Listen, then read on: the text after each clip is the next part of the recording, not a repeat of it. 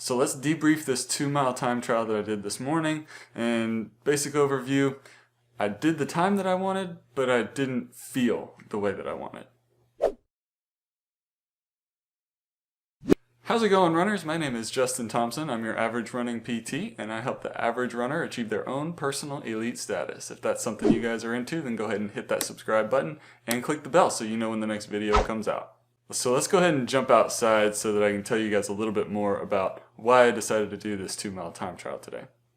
Alright, so the goal for today then is to get a 2-mile time trial, and I want to do it in basically the pace that I want to run my 5K time trial at. So again, I'm trying to get used to this particular pace that I want to run. I've told you guys before, I'm terrible at pacing, so let's see if I can figure this pace out.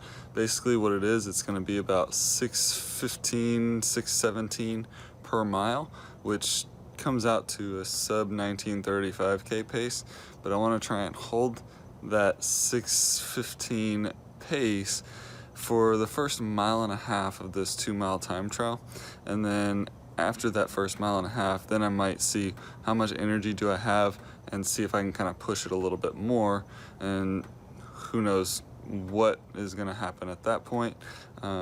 Maybe I'll run 12, 15, 2 miles. I'm not real sure how it's going to go, but we'll see if I can at least start out keeping the right pace, and then we'll go from there.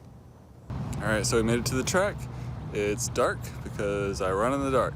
So let's hit the track and see what we can do. Again, starting at about, kind of a 6:15 pace. Hopefully I can hold that for the first 1.5 miles, and then for the last half mile, try and push myself to see what I can get. All right, so let's give it a go. And it was a lot harder than I thought. I think I've maybe kind of hit a pretty good point with my base training, and I need to start doing a little bit more threshold type work, something that's going to get me used to running at those faster speeds. So I paced it perfectly, which was good, but it was a lot harder at the end than I was hoping. So we'll run with that, and then keep pushing. I think I'm going to do another 5K time trial next week. I think that's what's on the schedule, what the coach is scheduled for the team for next week. So we'll see how that goes, and then maybe do a little bit more threshold and harder efforts leading into the 5K effort on December 31st. All right, so that's the update. I'll see you guys back in the office. So we're back inside, showered up, and I got the time that I wanted, but I really did not feel the way that I wanted to. I really wanted that time trial to feel much easier than it did. The good news is I paced it spot on. I went through the first lap in 94 seconds. Every lap needed to be 94 seconds, and I was really ticking them off pretty perfectly, basically. And so I was really, really happy about that. But I was hoping that because I paced it really well, I would have a little bit more energy at the end to push a little faster than 12.5 minutes. But it didn't. And I think there are a few reasons why that is, and I think they're all pretty legitimate, and kind of let me know that I think I'm in better fitness than what this performance this morning showed me. So I'm going to go ahead and kind of run through some of those things that that I feel were slowing me down today. I think it's really important every time you do a race or a time trial or even a hard workout to do this little debrief and kind of figure out what were the things that you did right, what were the things that you did wrong. And I'm going to focus on the things that I did wrong because those are the things that I can fix. So the first thing, and this had nothing to do with me, it was just when I walked out the door this morning, it was 72 degrees with 100% humidity. And 72 degrees isn't super hot, but I definitely could have done better or gone faster if it was in the 60s or even down in the 50s. So 72 degrees Fahrenheit and 100% humidity.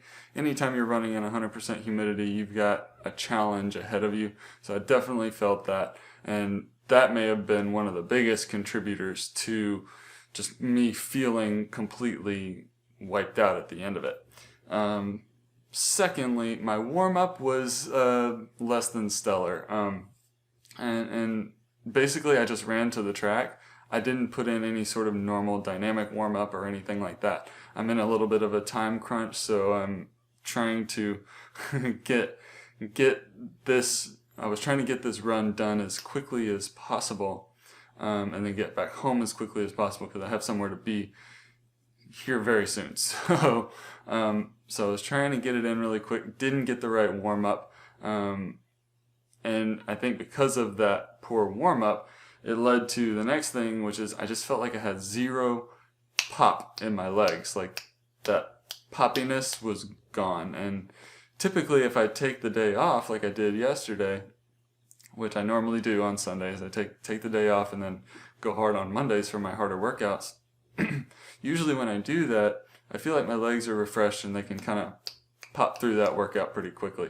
I think missing the dynamic warm-up was part of that.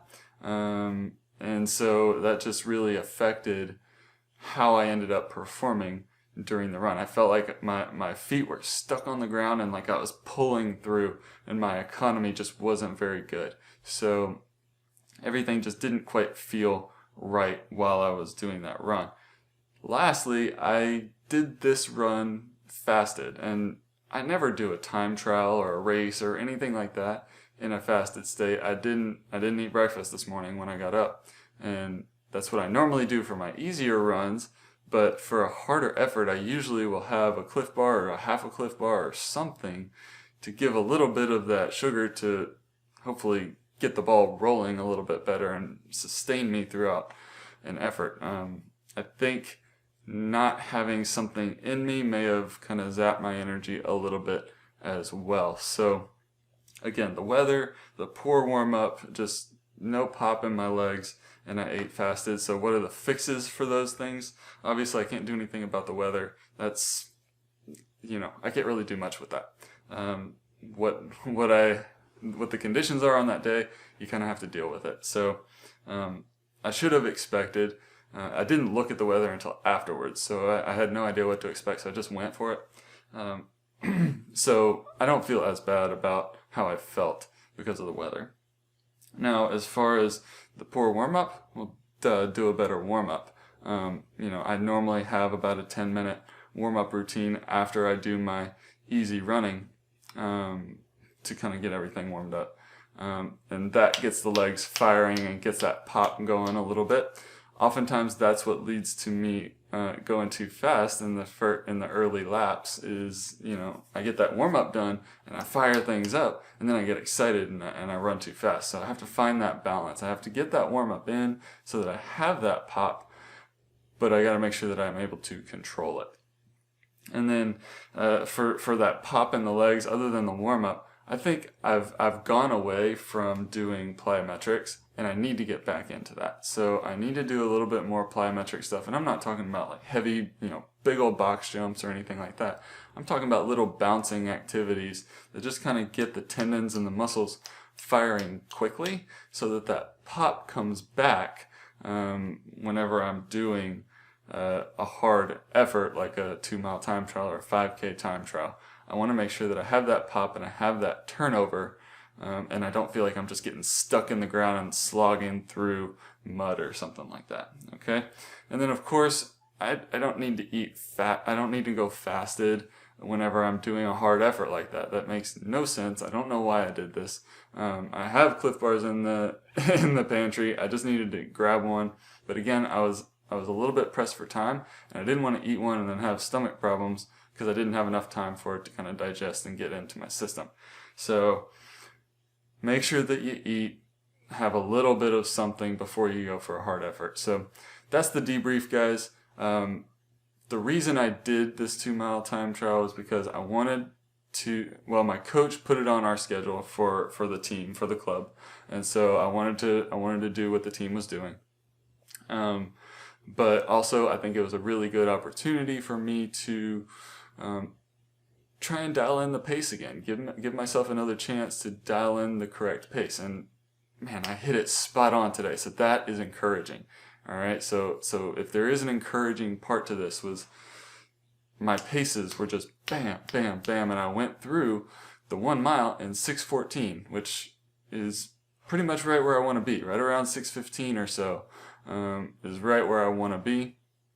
Super happy about that, and I felt like that was the biggest positive and the biggest takeaway from this. Now, if I can get the weather to cooperate and if I can do all the other little things, I think I have an opportunity to do pretty well in a 5K time trial. Now, as far as as far as my next 5K time trial, my main one is going to be October 31st, which is now a month and 3 days away. So a month and 3 days away is my main 5K time trial. However, as part of the team, he's putting another 5K time trial on for next week, I believe. So I think I'm going to do that for next week. So we'll see where I'm at, not in peak condition, because I plan on peaking right there at the end of October. So we'll see. We'll get a little bit more of a baseline for another 5K here in the next week or so. So I'll do another debrief on that one. Make sure that you guys subscribe and like this video for me. YouTube really loves to see when people are hitting that thumbs up button down below. So go ahead and hit that for me. I really, really appreciate that. All right, guys. So thanks for watching, and head on out there, seek your elite. God bless, and I'll see you next time.